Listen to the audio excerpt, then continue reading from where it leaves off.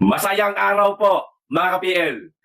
Balikan lang po natin itong iniyabang ni John Vic Remulla, mga kababayan, na ayon po kay John Vic, di umano, meron daw nagtangka sa kanila na suhulan silang dalawang magkapatid ni John Vic na nagkakahalaga ng 1 billion pesos para mapatigil itong investigasyon sa maanomalyang flood control project. Di po ba? Isang linggo na halos ito pinag-uusapan ng mga mainstream media at ng ating mga kababayan. Katanungan pa nga ng ating mga kababayan, totoo kaya na meron talagang nagtangkang manuhol sa kanila ng 1 billion? Hindi kaya kwentong kotsero lang ito? Hindi kaya merong plot twist ito? Ngayon, may napanood po ako isang video, mga kababayan, kumakalat na po ngayon sa social media. Sinabi po nitong isang media man o broadcaster man ito na meron di umanong bumulong sa kanya. Wala di umanong katotohanan. Ang sinasabi nitong si John Vic Remulla, mga kababayan. Drama lang, nagsisinungaling, parang ganun baga, mga kababayan. Ito ho ang video. Panoorin na lang po natin ang sinabi nitong isang media man, mga kababayan, kayo na lamang rin po ang humusga. Ano? Pero bago ko po simulan, basahin ko lang po muna itong nasa balita po. Ito, dalawang magkapatid sa Kongreso na sangkot sa flood control scandal ang umano'y nasa likod ng 1 billion pesong tangkang panunuhol sa magkapatid na sina DILG Secretary John Vic Remulla at Ombudsman Boying Remulla. Noong mga nakaraang araw, pumutok itong balitang ito, mga kababayan, wala pang sinasabi itong si John Vic na dalawang magkapatid di umano na congressman ang nasa likod nitong panunuhol di umano sa kanila ng 1 billion. Siguro, kakakulit ng netizen, bakit hindi mo pangalanan John Vic Remulla kung sino man yung nagtangkang manuhol sa inyo ng 1 billion? Bakit hindi nyo po idinimanda? Bribery yan. Maliwanag na bawal yan sa saligang batas. Ito ang balita ngayon. Meron na silang kapirasong sinabi, kundi itong dalawang kongresista di umano ito. Pero, ayon po dito sa isang media man nga na panunorin nating video, mga kababayan, di umano, etong si John Vic Remulla at si Boying, hindi naman daw totoong tinangkang suhulan ng 1 billion, kundi mismong sila daw, mga kababayan, ang nanghihingi o nangingikil para siguro, malay ba natin, baka wag lang idawit itong dalawang kongresista. Naku, gaano kaya katotoo ito, mga kababayan? Tulad nga ng sinabi ko kanina, kayo na lamang po ang humusga. Panoorin na po natin itong video. Ito na, simulan na po natin. Itong hamon sa iyo ngayon, John Vic, kung talagang hindi yabang ang pinagsasabi mo. Sino ang nag-offer sa iyo at bakit hindi mo ipinahuli? Nakagaya ng ginawa nitong si Congressman Leviste. Bakit? Hindi mo na ipahuli o hindi mo ipahuli o hindi mo... Baka naman kasi tama ang gulong sa akin ng Beban. Ang teorya ko dyan, hindi sila inalok. Sila ang nanghihingi. Kaya sabi ko, hindi kaya totoo yun? Oo. Baka nga, baka binabaliktad lang, masabi lang, umima lang. Di ba? Pero I doubt naman which is parang pwedeng mangyari. Kasi kilala naman itong gobyerno ito sa buong mundo na itong kasalukuyang gobyerno ito ang pinakakorap na gobyerno sa kasaysayan ng Pilipinas. Kaya, John Vic, ang hamon sa iyo, sino ang nag-alok sa iyo at bakit hindi mo ipinahuli? Di ba gas? Ayan ho tanong na tungkulin mong sagutin sa harapan ng taong bayan. Iniyabang mo na ipinagmalaki mo pa, pero wala ka namang binesa. Sabi niya, para kang sinabi, puro daldal, puro yabang. Kaya, sabihin mo, ibulgar mo, maraming media kapaligid sa iyo, di ba ga? Sabihin mo, ang nag-offer sa akin. Yabang ng teknology. Di ba? Sino? Ayun, mga kababayan. Ito, klaruhin po natin, mga kababayan, na mahirap na. Alam niyo naman po, pasensya na nga pala. At nakisungkit po ako ng inyong video. Ginamit ko lang pong referensya para po dito sa aking reaction video sa aking YouTube channel. At maraming salamat po. Sana pahintulutan niyo po itong aking video. Pasensya na po kung hindi po nakapagpaalam sa inyo dahil wala naman po akong direct contact. Kundi nakita ko lang po ito. Ngayon, mga kababayan, nililinaw ko wala naman po sinasabi itong media man na siguradong sigurado siya na yun di umano ang ginagawa nitong dalawang magkapatid. Manghingi, mangikil sa mga sangkot sa maanumalyang flood control project para wag na isama sa investigasyon. Walang ganon. Hindi niya naman nililinaw Bulong lang rin sa kanya at di umano lang rin. Maaaring totoo, maaaring hindi. O siya na rin po mismo may sabi, mga kababayan. Di po ba? Pero ang hamon, hindi lamang nitong video pinanood natin, kundi ang hamon nating lahat kay John Vic Remulla sa magkapatid na Remulla, total, iniyabang nyo na rin po, mga sir, na meron di umanong nagtangkang manuhol sa inyo, Bakit hindi niyo po pangalanan? Noong mga nakaraang linggo, sinabi niyo lang na mayroong nagtangkamanuhol sa inyo. Pero dito sa pangalawang binasa ko, ito, meron na po kayong binanggit na di umano sila magkapatid na parehas congressman. Yan. Sino kaya yan, mga kababayan? Pangalanan niyo po, sabihin niyo kung sino-sino itong mga ito, para malaman din namin. Karapatan namin yan eh. Kasi umuusad pa ang investigasyon dito sa maanumalyang flood control project para isigaw din ng publiko na isama itong nagtangkang manuhol po sa inyo, John Vic Remulla. Pero hindi nyo po pinangalanan, ni hindi nyo rin po kinasuhan. Bribery po ito. Maliwanag po na labag ito sa saligang batas. Tapos, sasabihin nyo lang, merong nanuhol sa amin, pero hindi namin tinanggap. Puro yabang lang yan. Ayaw na rin sa video pinanood natin kanina, di ba mga kababayan? Puro yabang lang yan, John Vic Remulla eh. Pangalanan mo. Para lang masabi ninyo na hindi kayo tumatanggap ng suhol. Pero kayo mismo ang nagisa sa sarili nyo mantika. Sa pagyayabang nyo, kayo na ngayon ang naiipit. Hinahamon na kayo ngayon ng taong bayan. Pangalanan nyo, kasuhan nyo. Sana, sa darating na pagdinig ng Senate Blue Ribbon Committee, itong dalawa na ito, kumarap din sa pagdinig. Maliwanag kasi dito, magkapatid sa Kongreso, nagtangkang manuhol sa mag-utol na Remulla. Magkapatid sa Kongreso mga kababayan. Meron po ba kayong idea, mga kababayan, kung sino-sino po itong magkakapatid na nasa House of Representatives? Paki-comment po kung meron kayong nakikilala.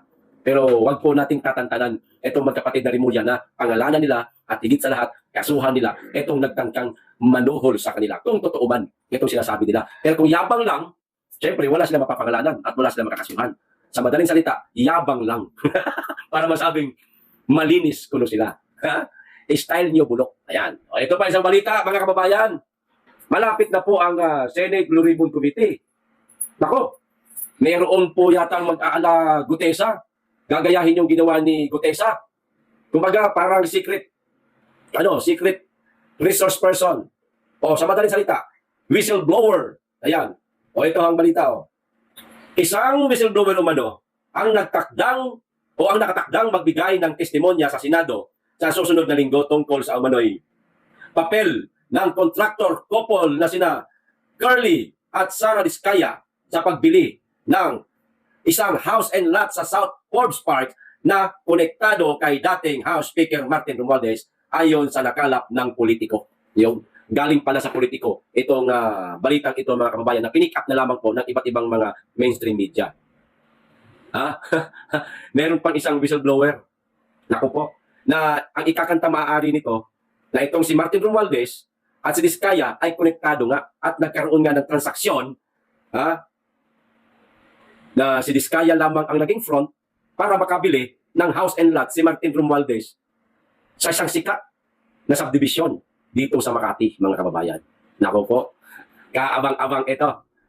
Kapag itong whistleblower na ito, magiging Gutesa ito, hindi pakikinggan, wala na talagang kwenta. Itong investigasyon sa flood control project na punong-puno ng anomalya, mga kababayan, wala na talagang kwenta.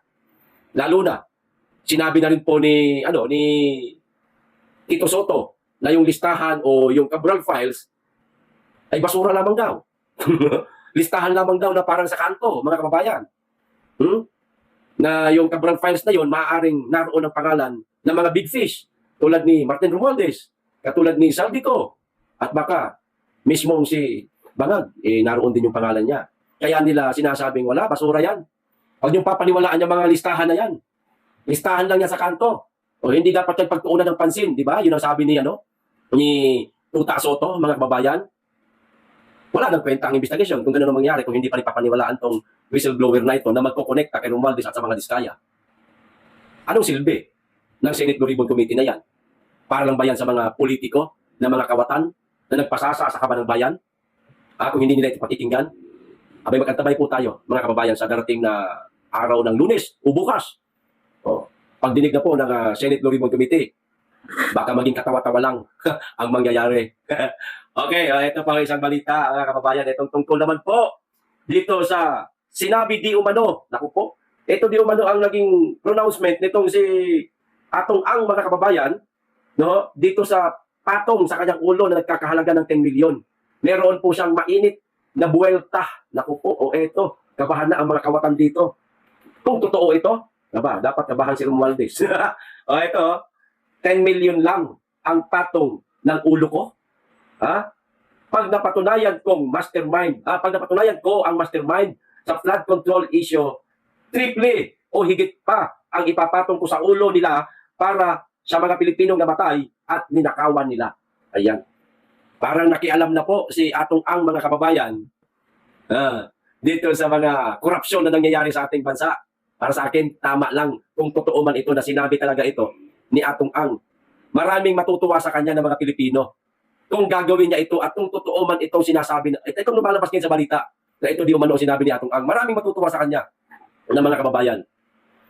Siguradong gagawin talaga ito ni Atong Ang na gagawin niya pang triple o doble o triple ang ipapatong niya sa ulo ng mga kawatan sa kabanang bayan.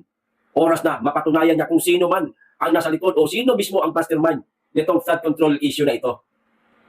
Ito na po yung sinasabi ko, mga kababayan, o katanungan ko lang na maaari pong makialam si Atong Ang dito sa flood control issue o flood control anomalous. Bakit? Hindi malayo na hindi ito makialam Para sa akin lang hindi man natin ito kilala si Atong Ang personal, hindi natin kilala si Chavit Singson, pero yung dalawang yan, sigurado magkaibigan yan. Siguradong nag-uusap yan. Sigurado yan kasi mga mayayaman sila yan magkakaibigan at mayroon yung mga direct contact sila. Posible pong makisawsaw na si Atong Ang, mga kababayan, dito sa flood control issue na ito.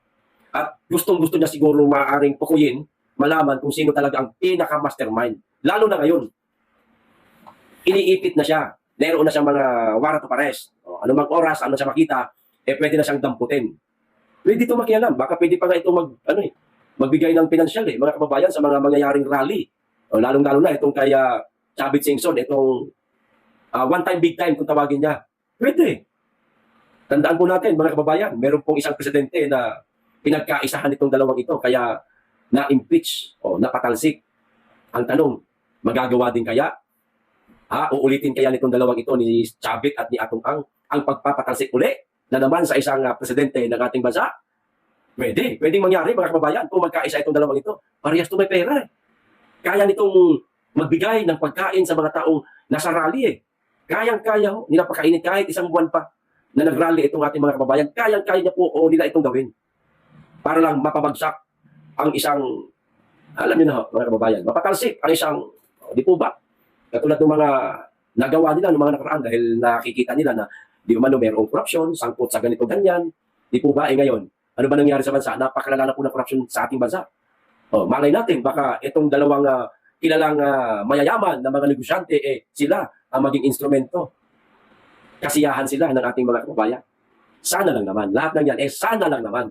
Mga kababayan. Pero kay Chavit, sigurado na tayo. Kasi siya na mismo may sabi Ang ibig kong sabihin kanina sa sana lang naman na tumulong itong si Atong Ang.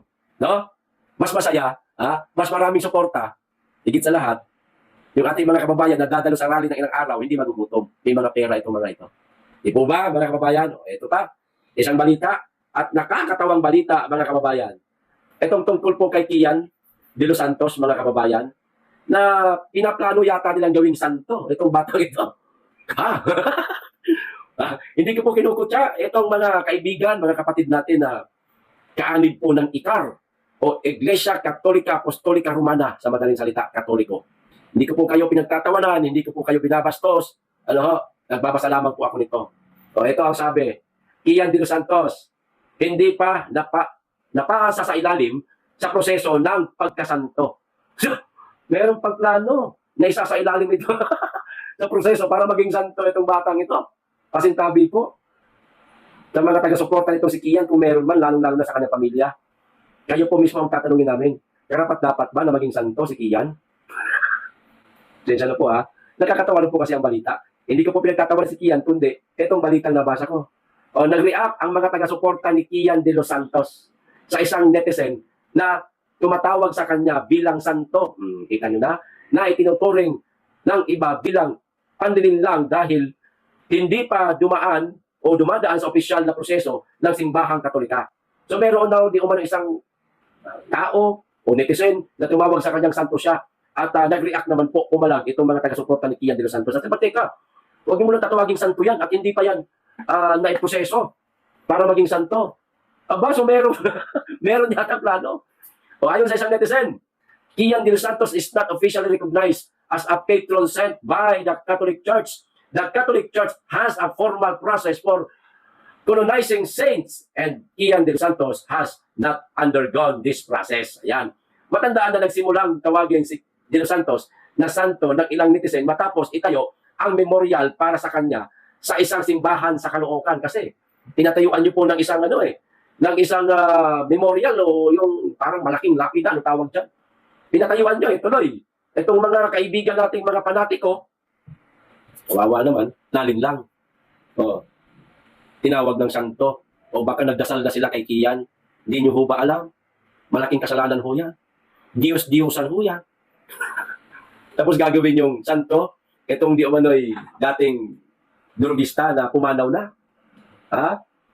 Ang insidenteng ito ay nagdulot ng diskusyon online kung hanggang saan dapat ituring na pamana o simbolo ang alaala ni Kian de los Santos. Ayan, no? Kian de los Santos hindi pa napasa sa ilalim sa proseso ng pagkasanto. Abay, magkabang-abang. Pag naging santo itong batang ito. O kayo po ang tatanungin ko, mga kaibigan ko, mga Katoliko, o ulitin ko po, hindi ko po kayo tinukutya. Hindi ko po binabastos ang inyong paniniwala, bagamat magkaiba ho tayo ng ating pananampalataya.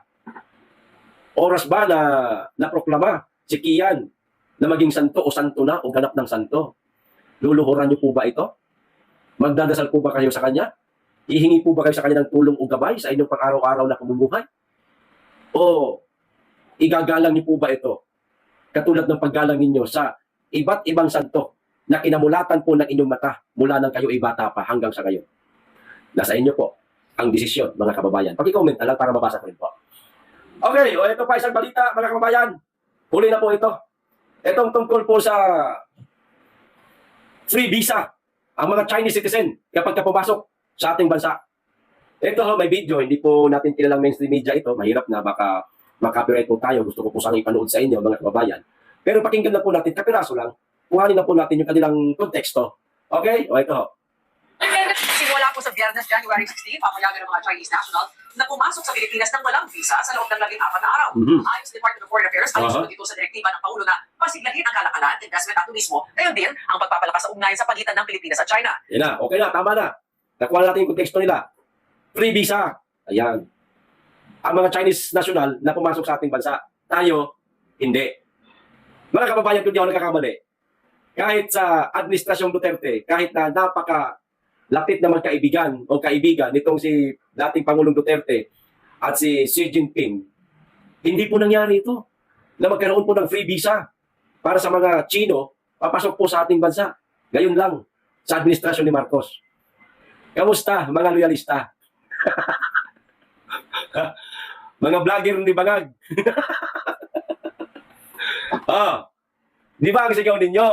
Si Duterte, kaming mga DDS, pro-China. Sino ngayon ang mas matatawag na pro-China? Ha? Loyalista! Mga vlogger ni Marcos. Gusto nyo, isa-isahin ko kayo, pangalanan ko kayo? Ha? Huwag na lang kasi hindi naman kami galit-galit ng iba dyan. Yung isa lang na bumabanat sa akin, si Sangkay Janjan. Sangkay Janjan! 1 million subscriber! Bumabanat sa isang 200,000 subscriber lamang. O anong masasabi mo, Sangkay Janjan? Janjan! Presidente mo, nag-alok ng free visa sa lahat ng Chinese nationals para libreng makapasok sa ating bansa sa loob ng ilan ngayon, 14 na araw. Ano masasabi mo? Sangkay Janjan? Tawagin mo si Bongbong Marcos na pro-China. Hindi kaming mga DDS. Hindi si Duterte. Sangkay Janjan, Presidente nyo, tinatraidor na kayo. Ayan tuloy, pinagtatawanan kayo ng mga DDS. Ha? Sino ngayon? Ang pro-China? Si Duterte? Si Marcos? Sinasabi ko sa inyo magagaling kayo di ba? Magagaling kayo mag-asar. Sa bagay, puro asar naman ang ginagawa ninyo Napagagaling ninyo mag-asar. Sa aming mga DDS, mga pro-China kayo. Oh, lumipat na kayo ng China. Ang Davao, gagawin daw probinsya ng China, ang Davao. Ang tatanga lang, Ang tatanga. Eh, yun nga lang, ihiwalay ang Mindanao sa Visayas at Luzon. Napakahirap ng ipatupad dyan. Davao pa kaya na gawing probinsya ng China. Ang tatanga talaga nito mga BBM vlogger na ito, Banatan nyo si Marcos. Huwag kayong pumayag dito sa inalok ni Marcos na free visa ang mga Chinese pag pumasok sa ating bansa. Banatan nyo si Bangag.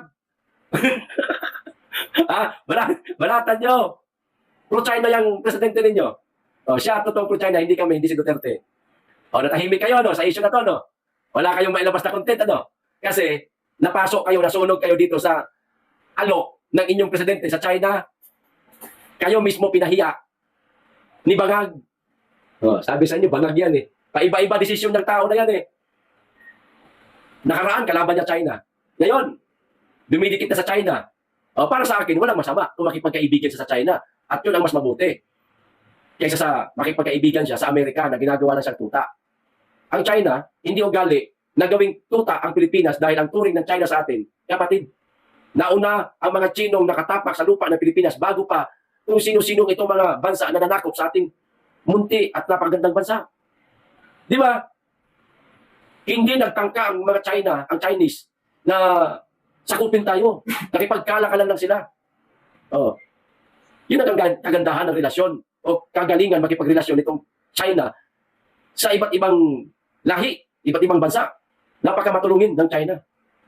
Lalong-lalo na sa Pilipinas na isa sa mga pinoprotektahan niya na wag mapasa ilalim sa kapangyarihan ng Amerika dahil ang Amerika napaka-traitor na mga yan. Di po ba, mga kababayan? Ayos, hanggang dito lang po. Maraming salamat. Mag-iingat po kayo lagi at higit sa lahat. Mahalin po natin ang Pilipinas.